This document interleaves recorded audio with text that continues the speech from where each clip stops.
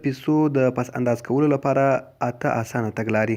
سلام، وخت مو پخیر. که مو زموږ چینل نه وي سبسکرایب کړی، د نورو معلوماتو لپاره د مهربانۍ له مخې زموږ چینل درسره سبسکرایب کړئ. لومړی هغه څیزونه مه اخلئ چې غواړئ وایې اخلئ، بلکې هغه څیزونه واخلئ چې ورته اړتیا لرئ. دویم، د اخیستلو لپاره ډیر ژر تصمیم مه نیسئ. یو ځل بازار وارزوئ، داسې نه چې د 500 روپو شی په 1000 روپیو واخلئ. د بیو له پرتله کولو وروسته خرید وکړئ. دریم، له چنه وهلو څخه مه شرمیږئ.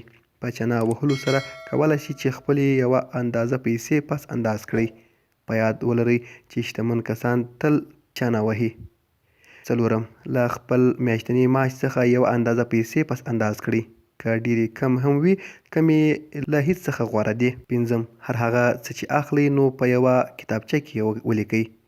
په زړه پورې ده چې په ځان پورې له دې امله خاندئ چې څه اړین څیزونه مو اخیستي دي.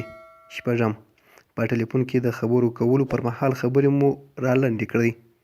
ښایي اړینه نه وي چې له یوه اوږده احوال پوښتلو څخه وروسته بیا ووایئ چې نور څنګه یې. اویم، په میلمستیاوو کې لږ خواړه پاخه کړئ. څه اړتیا ده چې په هره میلمستیا کې د دسترخوان مخ داسې ډک کړئ چې د ستنې په اندازه ځای هم پکې تش پاتې نه شي. اتم، همدا نن یې پیل کړئ. د زیان مخه چې هر وخت ونیسئ نو ګټه به مو کړې وي. همداسې نه ده؟ زه یې همدا اوس پیلوم.